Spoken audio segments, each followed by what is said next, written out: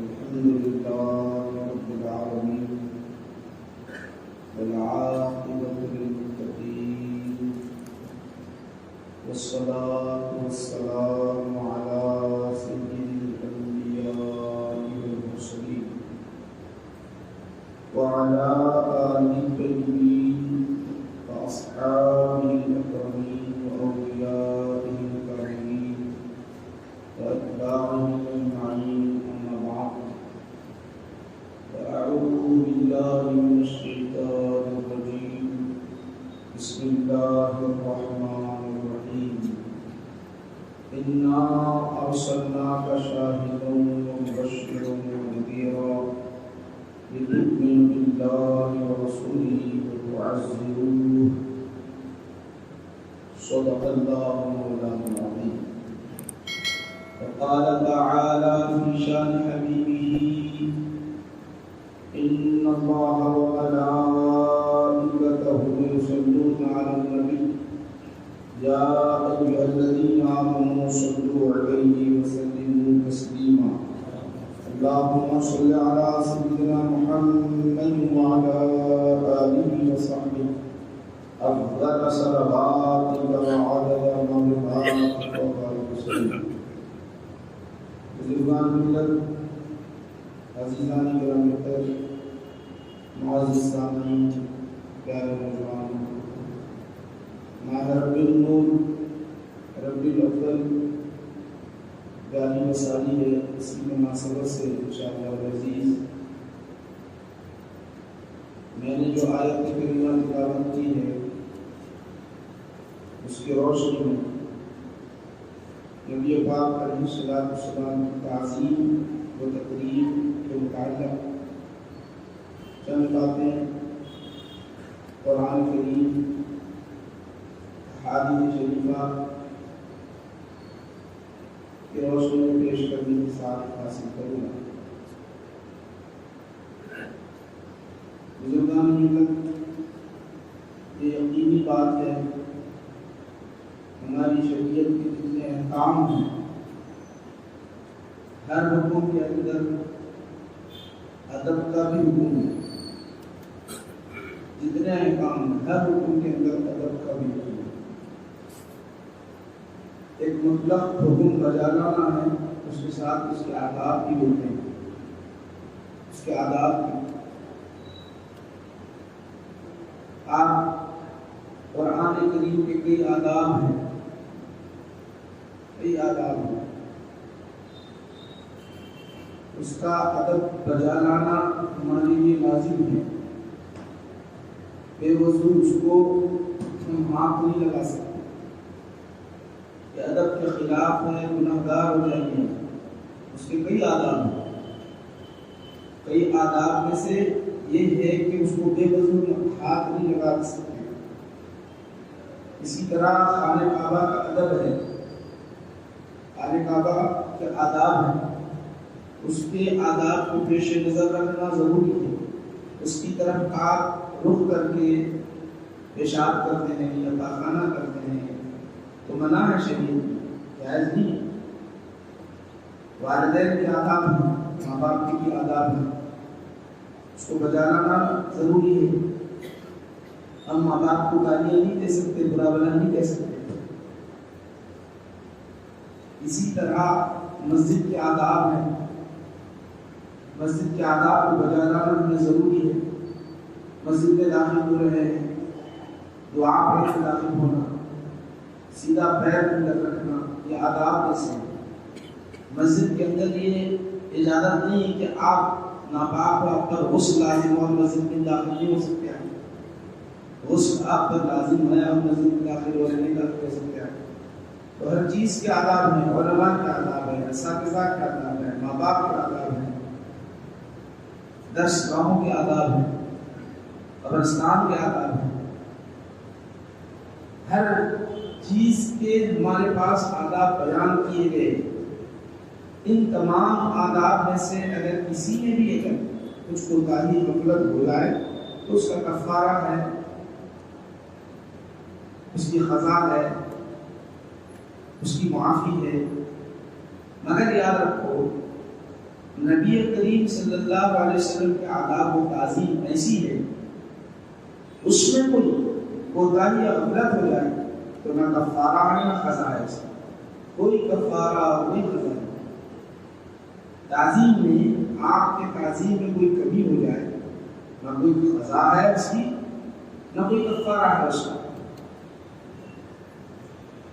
اللہ سبحانہ و تعالیٰ جگہ جگہ تعظیم مصطفیٰ کا ذکر فرمائے، ایک جگہ نہیں۔ قرآن کریم میں آپ پڑھتے چلے جائیں گے، جگہ جگہ آپ قرآن کریم پڑھتے جائیں گے تو درس ملے گا تعظیم مصطفیٰ کا۔ کون درس دے رہا ہے، سبق کون پڑھا رہا ہے؟ جس خالق و مالک نے ہمارے نبی کو پیدا کیا، دنیا میں بھیجا، وہی درس سکھا رہا ہے امت محمدیہ صلی اللہ علیہ وسلم کو۔ دیکھو ان کی شان بہت بلند و بالا ہے، ان کا مقام بہت بلند ہے، یہ میرے پاس محبوب ہیں، ان کا ادب بجا لاتے رہنا، کوتاہی نہیں ہونے دینا۔ اسی لیے اللہ سبحانہ و تعالیٰ نے تین شان بیان کیا قرآن کریم میں پہلے، انا ارسلناک شاہدا ومبشرا ونذیرا، پہلے تین شان بیان کیا۔ یقیناً ہم نے آپ کو شاہد گواہ بنا کر بھیجایا، دنیا میں گواہی گواہی دینے والا بنا کر بھیجایا۔ ارسلناک شاہدا ومبشرا، گواہی کس کا؟ کس کی گواہی؟ امت پر گواہی دینا، امت کی نیکیوں پر گواہی دینا۔ رب کی بارگاہ میں ہمارے نبی عرض کریں گے پروردگار عالم میں نیکیاں کرتا رہا، جنت کا مستحق ہے۔ اس طرح مبشرن، دوسری آپ اس طرح بیان کیا، خوشخبری دینے والے جو آئے ہیں آپ کے پاس میں، جو تمہارے پاس نبی کو جو بھیجا رہا ہوں، کی شان یہ ہے کہ گواہی دے دے تمہارے اعمال کی، اس میں تم عمل بہتر سے بہتر عمل کرتے رہنا، اچھے سے اچھے عمل کرتے رہنا۔ گواہی کب دے گا آدمی؟ جب دیکھے گا، جب دیکھے گا گواہی دے گا، جانے گا گواہی دے گا۔ جانتا ہی نہیں تو کیسے گواہی کیسے ہوگی میرے بھائی؟ جب کوئی جانتا ہی نہیں، آپ جج کے سامنے کھڑے رہیں، کوئی فیصلہ چل رہا ہو، جج پوچھے گا اس نے مرڈر کیا ہے تو تم نے دیکھا نہیں دیکھا، اس نے چوری کیا ہے تو تم نے دیکھا نہیں دیکھا۔ اگر آپ دیکھے ہیں تو کہیں گے کہ ہاں میں دیکھا ہوں، جب ہی گواہی دیں گے۔ اگر آپ کہیں گے کہ نہیں میں نہیں دیکھا، جج بولے گا پھر آیا کیوں تو؟ جج بولے گا تو آیا کیوں گواہی دینے کے لیے؟ تجھے معلوم ہی نہیں ہے تو گواہی کیوں دے رہا ہے؟ تو ہمارے نبی کو رب تبارک و تعالیٰ نے ہم پر گواہ بنائے گا تو ہمارے نیکیاں، معلوم یہ ہوتا ہے کہ ہمارے نیکیاں ہمارے آقا نبی پاک علیہ السلام کی بارگاہ میں کھولے جاتے ہیں، بتائے جاتے ہیں، دکھائے جاتے ہیں، یہ آپ کی امت کے اعمال ہیں، یہ بتائے جاتے ہیں، پھر جانتے ہیں تب گواہی دیتے ہیں۔ شاہد کے معنی گواہی دینا، مبشر کا مطلب ہے کہ خوشخبری دینا، خوشخبری دینے والے بن کر آئے ہیں۔ دیکھو نیکیاں اچھے کر لو، اعمال اچھے بنا لو، اعمال اچھے بناؤ گے تو یہ خوشخبری کس چیز کی خوشخبری دے رہے ہیں؟ جنت کی خوشخبری، رحمت کی خوشخبری، رب کے دیدار کی، جنت میں جانے کے بعد رب کے دیدار کی خوشخبری۔ جو خوشخبری دینے، رحمت کی خوشخبری دینے کے لیے آئے ہیں۔ پہلی شان گواہی، دوسری شان گواہی کے ساتھ خوشخبری دینا، تیسری شان بیان کیا کہ ڈرانے والے بن کر آئے ہیں، ڈرانے والے۔ دیکھو اعمال کو برباد کرو گے، نیکیوں کو برباد کرو گے، ہوگا کیا؟ غلط راہ اختیار کرو گے تو جہنم سے ڈرانے کے لیے آئے ہیں، عذاب سے ڈرانے کے لیے آئے ہیں، سزا سے ڈرانے کے لیے آئے ہیں۔ یہ تین شان بیان کرنے کے بعد پھر بیان کیا کہ تؤمن باللہ ورسولہ وتعزروہ وتوقروہ وتسبحوہ بکرۃ وأصیلا۔ تین شان بیان کرنے کے بعد پھر بیان کیا تاکہ تم ایمان لاؤ ان پر، اللہ اور اس کے رسول پر ایمان لاؤ اور ان کی ہر حال میں مدد کرتے رہنا۔ جب بھی تمہیں حکم دے، اللہ کے راستے میں مال لٹانے کا حکم دے تو مال لٹانے کے لیے تیار ہو جانا۔ جب وہ کہے کہ اپنے نفس کو لٹانے کے لیے آ جاؤ اس دین کے لیے، تو لٹانے کے لیے تیار ہو جانا، ہر حال میں ان کی مدد کرنا. پھر آخر بیان کیا وہ ان کی تعظیم بجا لانا، ان کی تعظیم بجا لانا. قرآن کہہ رہا ہے تعظیم بجا لانا. تعظیم میں کمی ہو جائے تو اللہ برداشت نہیں کرتا. اللہ کی بارگاہ میں مقبول ہی نہیں ہے، اللہ کی بارگاہ میں مقبول ہی نہیں. جو تعظیم میں کوتاہی اور غفلت کرتا ہے اللہ معاف نہیں کرتا. پھر یہاں تک آگے بیان کیا دوسرے مقام پر الذين آمنوا به وعزروه ونصروه واتبعوا النور الذي أنزل معه أولئك هم المفلحون. وہ لوگ جو اللہ کے رسول اور اللہ پر ایمان لے آتے ہیں،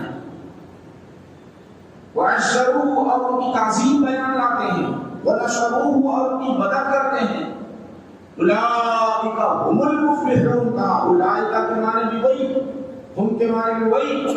پھر المفلحون تین تاکید لا کر بیان کیا کر نجات، کامیابی، کامرانی ہے تو کس میں ہے؟ اللہ کے رسول صلی اللہ علیہ وسلم کی تعظیم بجا لانے میں کامیابی. تاکید کے ساتھ، بڑی سختی کے ساتھ اللہ سبحانہ و تعالی یہ درس دے رہا ہے، اللہ سبحانہ و تعالی یہ سبق سکھا رہا ہے. کیا سبق سکھا رہا ہے؟ ان کی تعظیم بجا لانا، کوتاہی آنے نہ دینا، غفلت آنے نہ دینا. بلکہ یہاں کا معاملہ کچھ نرالا ہی ہے. جب ان کی عظمت شان بیان کرنی ہو تو ایسے الفاظ انتخاب کرنا، ایسے الفاظ انتخاب کرنا کہ اس کے اندر صرف اور صرف عظمت والا ہی پہلو ہو، اس کے اندر تھوڑی سی بھی غفلت ہو جائے، وہ عظمت والا پہلو نہیں ہے تو میرے حبیب کے لیے وہ لفظ اگر نہیں ہے تو تمہارے اعمال برباد ہو جائیں. قرآن کریم میں آپ کو پہلے پارے کے اندر سورہ بقرہ کے اندر آپ کو بتانا چاہتا ہوں. صحابہ نبی پاک علیہ السلام کی باتوں کو سننے کے لیے بیٹھے ہوتے، بڑے ہی مدت کے ساتھ ساری توجہ رسول کریم صلی اللہ علیہ وسلم کی طرف فرماتے اور ایک ایک بات سنتے چلے جاتے. وہ گفتگو وہ اس گفتگو میں کھو جاتے ہیں، اسے محفوظ رکھ لیتے. مگر اس دور میں منافقین بھی تھے، اس دور میں منافقین بھی تھے. اگر کسی صحابی کو کچھ بات سمجھ میں نہ آتی تو عرض کرتے یا رسول اللہ یہ بات پھر دوبارہ سمجھا دیجیے، مجھے سمجھ میں نہیں آئی. مگر منافقین یہود تھے اس میں. جو وہ محفل میں آتے، ابتدائی دور تھا مدینہ شریف کا، ابتدائی دور تھا. اس دور میں ذرا غور کرو کہ وہ اپنی طرف متوجہ کرنے کے لیے عام یہود اور منافقین اپنی طرف آقا نبی کریم صلی اللہ علیہ وسلم کو اپنی طرف متوجہ کرنے کے لیے یا رسول اللہ یہ بات دوبارہ فرمائیے تاکہ ہم سمجھ لیں. یہ گفتگو کرنے کے لیے کیا لفظ استعمال کرتے؟ راعینا کا لفظ استعمال کرتے. مراعات کیجیے ہماری طرف بھی متوجہ ہو جائیے، یہ لفظ بولتے. مگر یاد رکھو اس لفظ کے دو معنی آتے ہیں، دو معنی آتے ہیں. زو معنی لفظ ہے، یہ زو معنی لفظ ذرا اور کرو، زو معنی لفظ ہے.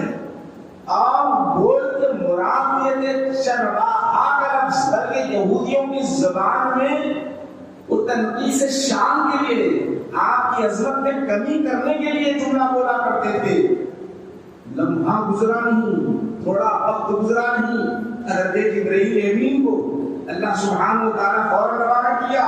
یہ بدبخت میرے حبیب کی بارگاہ میں بیٹھ کر ایسی گفتگو کرتے ہیں، ایسی گفتگو کرتے ہیں، الفاظ کا استعمال کرنے کا یہ ڈھنگ نہیں معلوم. میں نے تو عظمت والا بنا کر بھجایا ہے، میں نے ان کا مقام بہت بلند کر کے بھجایا ہے، اور ایسی گفتگو کہتے ہیں قانون بنا دو، دستور بنا دو. تو اللہ سبحانہ و تعالیٰ نے دستور اتار دیا قرآن کریم میں، یا ایھا الذین آمنوا لا تقولوا راعنا وقولوا انظرنا واسمعوا وللکافرین عذاب الیم. لا الہ کا لفظ آج کے بعد نہیں بولنا میرے حبیب کی شان میں، گرچہ کہ اس کے معنی آتے ہیں ہماری طرف رخ کیجئے، ہماری رعایت کیجئے، نہیں، اس کے اندر تلقی سے شان بھی ہوتی ہے، میرے حبیب کے شان کو استعمال نہیں کرنا، استعمال صرف ایک کرنا، انظرنا یا رسول اللہ، نگاہ الفت ہماری طرف بھی ڈال دیجیے، نگاہ محبت ہماری طرف بھی ڈال دیجیے، کرم فرمائی ہماری طرف بھی کر دیجیے یا رسول اللہ، ایسا لفظ استعمال کرنا، ادب کے ساتھ استعمال کرنا، اور پھر اسی وقت رہی سنا دی وَلِلْكَافِرِينَ عَذَابٌ أَلِيمٌ، ان کافروں کے لیے میرے نبی کی عظمت جو بجا نہیں لاتے، ان کی شان بجا نہیں لاتے، انکار کرتے ہیں، ان کی عظمت کا انکار کرتے ہیں، کہہ دو ان لوگوں کے لیے دردناک عذاب ہے، دردناک عذاب ہے۔ وَلِلْكَافِرِينَ، کافر کہتے ہیں انکار کرنے والا، کافر کہتے ہیں انکار کرنے والا، پھر کافر آیا کون تھا؟ منافق تھے، اپنے آپ کو مومن کہنے والے، اللہ نے کہا میرے نبی کی عظمت شان کا انکار کرنے والا، ان کے مقام کا انکار کرنے والا، کہہ دو اسے میرے پاس سخت عذاب علیم، عذاب علیم، دردناک عذاب ہے، دردناک۔ سن لو کیا عذاب بیان کون کر رہا ہے؟ اللہ سبحانہ وتعالی، اللہ سبحانہ خالق و مالک، ہمارے نبی کو دنیا میں بھیجنے والا، پیدا کرنے والا، نور بنانے والا آپ کا، وہی خود کہہ رہا ہے عادت بجا لانا۔ آپ کو معلوم ہونا چاہیے سورہ حجرات کے اندر قرآن کریم کی آیات آپ حضرات کے سامنے اس کے پڑھ کر سنا رہا ہوں، کہاں حدیث میں ہے، ادھر ہے حدیث میں پروف ہے، تو قرآن کی آیات دیکھ رہا ہوں۔ صحابہ کرام رضی اللہ تعالیٰ عنہ کہیں پر اللہ کے رسول صلی اللہ علیہ وسلم نے بیان فرمایا قربانی کی بڑی اہمیت ہے، قربانی کے دنوں میں قربانی کے جانور کا ایک خون کا قطرہ زمین پر پڑنے سے پہلے اس کی قربانی مقبول ہوتی ہے۔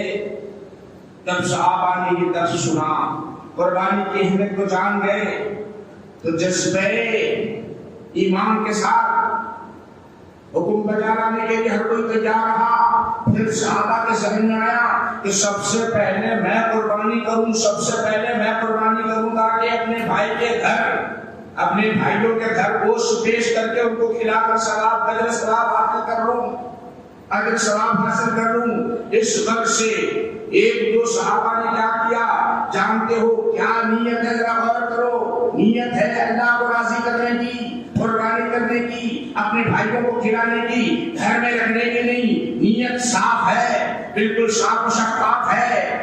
مگر انہوں نے کیا کیا؟ میرے نبی کریم صلی اللہ علیہ وسلم سے پہلے انہوں نے قربانی پیش کی، رب کی بارگاہ میں پیش کی، یہ پیش کرنا تھا کہ اللہ سبحانہ و تعالیٰ نے فوراً آیت کریمہ نازل فرمائی، یا ایھا الذین آمنوا لا تقدموا بین یدی اللہ ورسولہ، اے ایمان والو، ایمان کا دم بھرنے والو، ذرا سنو تو صحیح، قربانی منظور ہے مگر میرا حبیب پہلے قربانی دو، تب تمہاری قربانی منظور ہوگی، مگر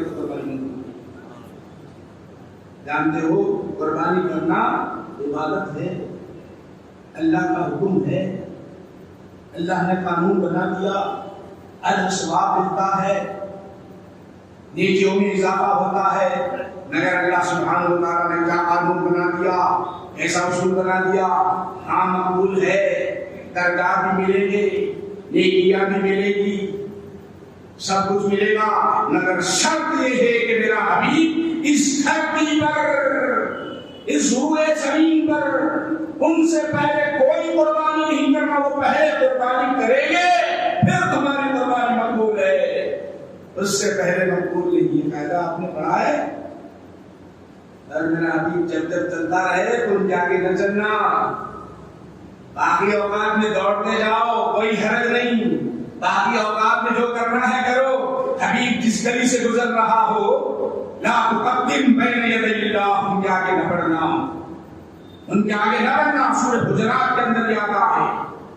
پھر بیان کیا دوسری طرف نبی کریم صلی اللہ علیہ وسلم کی بارگاہ میں صحابہ بیٹھتے، باتیں سنتے، سن کر کوئی بات اگر سمجھ میں نہ آئے پوچھا کرتے، اور کوئی بولنا ہو تو آقا کی بارگاہ میں آ کر بولتے، یہ گفتگو کا معاملہ چلتا، سننے سنانے کا معاملہ چلتا، سننے سنانا ضروری ہے ہدایت کے معاملے میں۔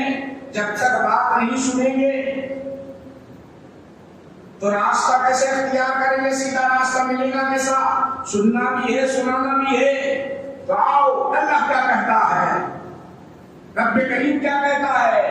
حضرت ابو بکر صدیق رضی اللہ عنہ، حضرت عمر فاروق رضی اللہ عنہ بخاری شریف میں آتا ہے، وہ دین کے لیے اس دین کے لیے جہاد کے لیے، دین و جہاد کے لیے گفتگو کر رہے ہیں،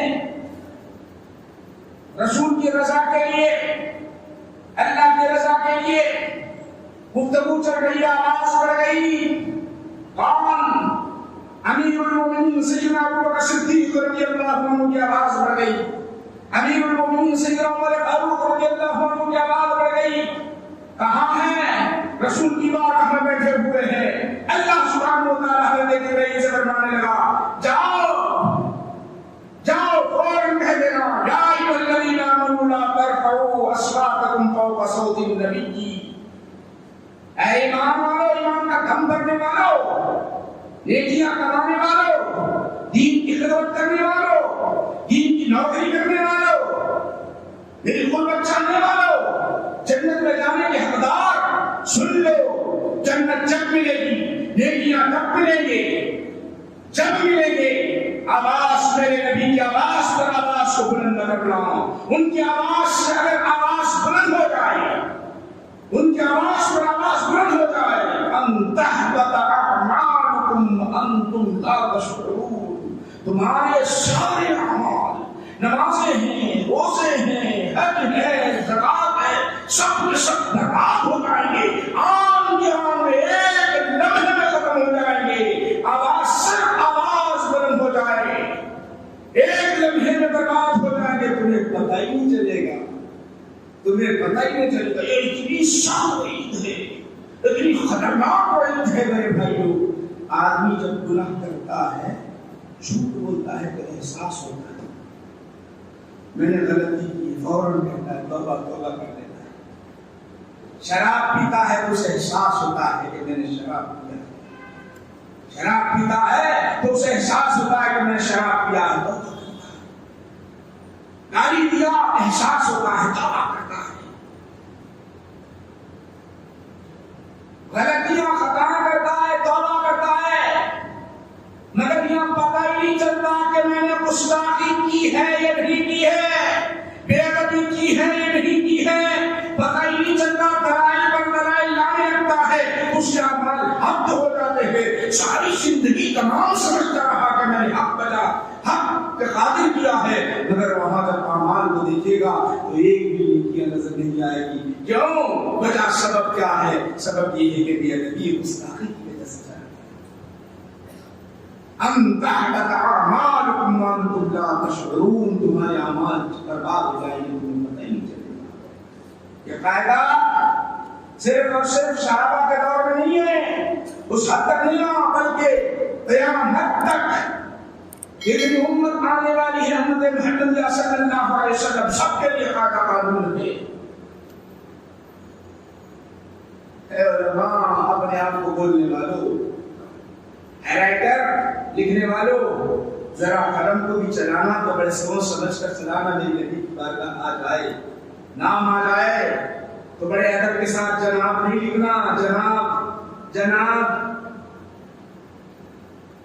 جناب کا جو لفظ استعمال ہوتا ہے لکھو، اس کے ساتھ کچھ اور لکھو، عظمت والا معاملہ لکھو۔ جناب ٹیچر کو بھی بولو، جناب والد کو بھی بولو، جناب وکیل کو بھی بولو، مگر میرے نبی کی بارگاہ میں بارگاہ کی بات آ جائے تو جناب بولو، اچھا دیجیے گا آپ کو۔ جناب رسول صلی اللہ علیہ وسلم، ارے اللہ رسول کہا، اللہ خالق و مالک رہ کر فرمائے، یا ایھا الرسول،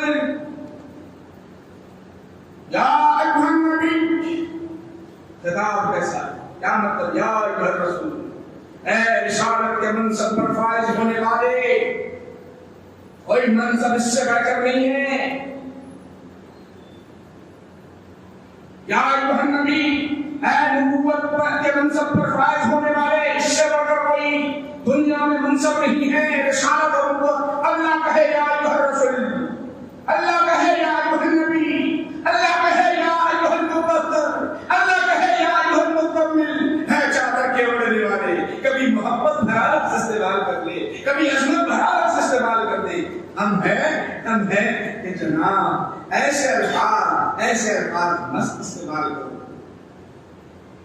جہاں تنقیص شان ہوتی ہے، عظمت والے، میرے نبی کے عظمت والے الفاظ استعمال کرو۔ ارے وہ خدا خالق و مالک اتنا چاہتا ہے، وہ چاہت کو اگر قرآن کریم چاہت کی نگاہ سے پڑھو، حقیقت سمجھنے کی نگاہوں سے پڑھو تو سمجھ میں آ جائے گا۔ کہا یا داؤد، یا ابراہیم، یا آدم، یا زکریا، یا یحییٰ، یا نوح، یا اسماعیل، سب کے نام لے رہا ہے۔ حضرت آدم کا بھی نام لیا، ابراہیم علیہ السلام کا بھی نام لیا، نوح علیہ السلام کا بھی نام لیا، زکریا علیہ السلام کا بھی نام لیا، یحییٰ علیہ السلام کا نام لیا، سب کے نام لے لیا، سب کا ذکر کر دیا، مگر اپنے حبیب کی باری آئی، یا محمد نہیں کہا، یا احمد نہیں کہا، کہا تو کیا کہا، یا ایھا الرسول، کہا تو کیا کہا، یا ایھا النبی، کہا تو کیا کہا۔ اے چادر میں لپیٹ کر سونے والے ذرا اٹھ جا، مجھے منا بھی لے، مجھے منا بھی لے، اٹھ جا کر نماز ادا کر، سجدہ کر، تیرا سر تو سجدہ کرتا ہے تو بڑا اچھا لگتا ہے۔ کیا خطاب ہے یا ایھا المزمل، یا ایھا المدثر، ایسا خطاب ہے۔ ہم ہیں کہ کس کی طرف اور کہاں جا رہے ہیں اور کروں۔ یہ عظمت والے پہلو، عظمت والے صحابہ کو دیکھو، صحابہ کرام رضی اللہ تعالیٰ عنہم اجمعین کو دیکھو۔ آپ جانتے ہیں آج اعلانات نہیں ہیں، دو تین باتیں ذکر کرنا انشاءاللہ عزیز، دو حدیثیں ذکر کر کے اپنی بات کو ختم کرتا ہوں، اس لیے کہ ضرورت ہے، آج اہمیت ہے اس چیز کی۔ عظمت مصطفیٰ قلب میں بٹھائے تو سب کچھ ہوتا ہے، سب کچھ آسان ہو جاتا ہے، ورنہ تو کچھ بھی نہیں میرے بھائیوں۔ عروہ بن مسعود کافروں کی طرف سے صلح حدیبیہ کے موقع پر، مکہ سے قریب ہے، اس سال جو مسلمان عمرہ کرنے کے لیے تشریف لے گئے تھے رسول اعظم صلی اللہ علیہ وسلم کے ساتھ، 1600 صحابہ ساتھ کے تھے، مشرکین آنے نہیں دی، اندر داخل ہونے نہیں دی، کتنے 1600 صحابہ، مکہ والے پورے بڑے بڑے مشرکین ہیں، معاملہ جب مکہ شہر ہزاروں کی تعداد میں مکہ شہر، گھر ان کا، ہتھیار ان کے پاس، سواریاں ان کے پاس، تو عروہ بن مسعود جب صحابہ کے احوال کو دیکھے، ان کی حالت کو دیکھ لیے، دیکھ کر اپنے مشرکین ساتھیوں کے پاس گئے، جا کر بولنے لگے تم ان سے مقابلہ کر ہی نہیں سکتے، تم ان سے مقابلہ کر ہی نہیں سکتے۔ اب ذرا غور کرو، مکہ کے اندر شہر ان تھا، ہتھیاروں کے ہزاروں کی جگہ مسلمانوں سے کئی گنا بڑھ کر مشرکین ہیں، ہتھیار ان کا، شہر ان کا، سواریاں ان کی، سب کچھ ان کی، پھر ان کے ہی ساتھی عروہ بن مسعود کہتے کہ نہیں، مقابلہ کر ہی نہیں سکتے۔ مشرکین ساتھیاں پوچھتے ہیں کیا بات، کیوں نہیں کر سکتے؟ ایسے کون سے ہتھیار ہیں، ایسے کون سے تلواریں ہیں، ایسے کون سے بم تیار کر کے لے آئے ہیں، کون سے میزائل تیار کر کے لے آئے ہیں، ہم اس سے مقابلہ نہیں کر سکتے، کیا بھی اپنی گفتگو کرتا ہے؟ تو آپ نے کہا خدا کی قسم میری نگاہ نے جو دیکھا ہے، میں نے قیصر و کسریٰ کے محلات کو دیکھا، ایران کے بادشاہ، حبشہ کے بادشاہ، بڑے بڑے بادشاہوں کے محلات میں گیا، دیکھا، ان کی قدر کرنے والے درباری تھے، ان کے ہتھیاروں کو دیکھا، درباریوں کو دیکھا، خدا کی قسم میں نے محمد عربی کو جو دیکھا، ان کے صحابہ جو قدر کرتے دیکھا، دنیا میں کہیں دیکھا ہی نہیں۔ تم جانتے بھی ہو اذا توضأ، جب وضو کرتے ہیں، وضو کے پانی کے قطرات زمین پر گرنے جانے لگتے ہیں تو اس سے پہلے ٹوٹ پڑتے ہیں، وضو کے قطرات کے پانی کو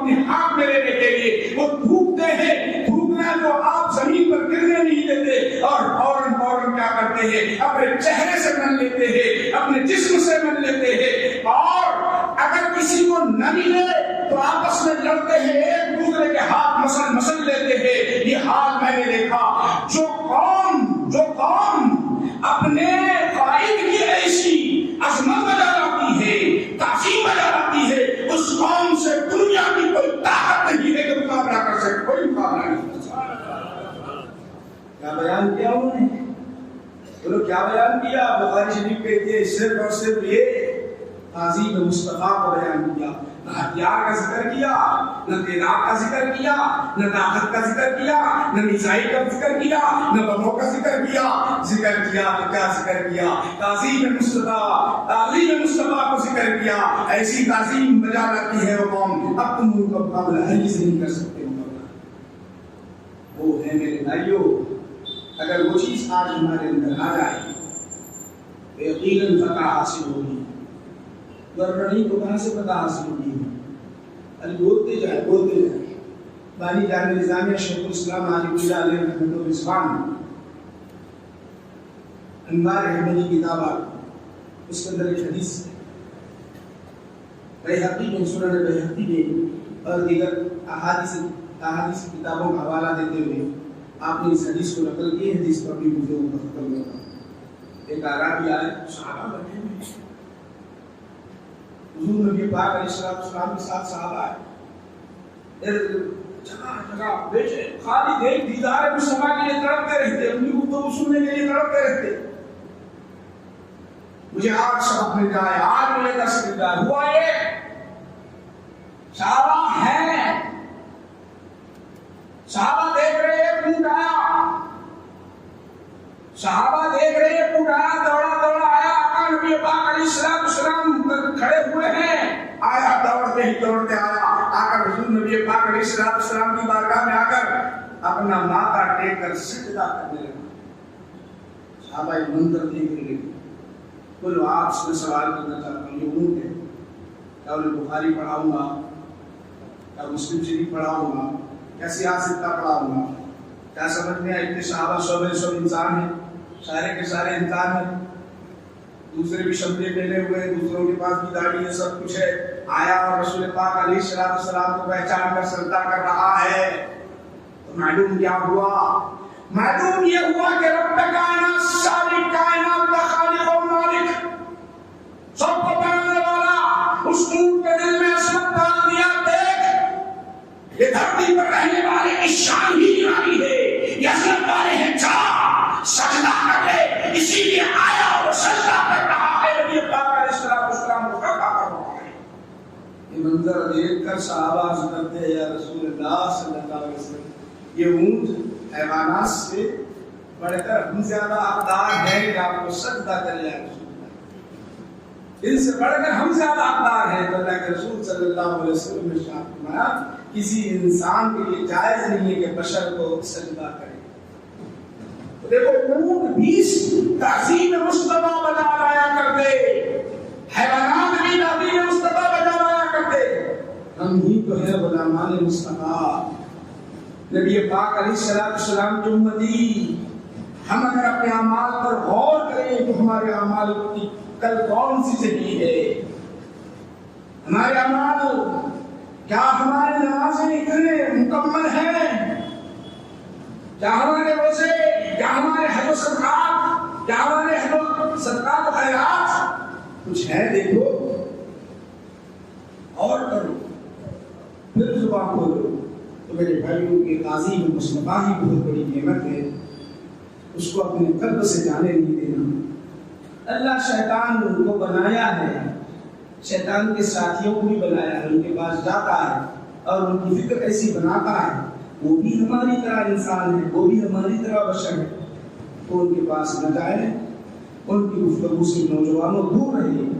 اگر آپ کو گفتگو کرنا ہے تو عالم صاحب سے گفتگو کرنے کے لیے کہیں، ورنہ اس سے کیا ہوتا ہے، اپنا ایمان برباد ہو جائے گا، تو پھر کوئی آپ کے ایمان کو بچانے والا نہیں۔ میرے بھائیوں، یہ چند باتیں آپ حضرات کے سامنے پیش کیا ہوں۔ انشاءاللہ عزیز آئندہ سیرت پاک پر انشاءاللہ گفتگو ہوگی، ہم کو اپنی زندگی کیسے گزارنا ہے انشاءاللہ عزیز اس پر گفتگو ہوگی۔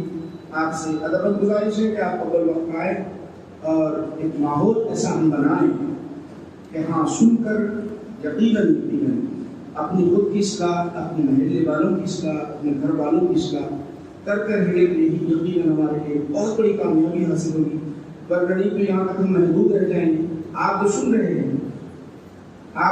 ہیں تقریباً ہم قرآن اور احادیث شریفہ آپ حضرات سامنے پیش کرتے ہیں، اس کو ذہن میں رکھیں، اس کا پیغام دوسروں تک پہنچاتے رہیں۔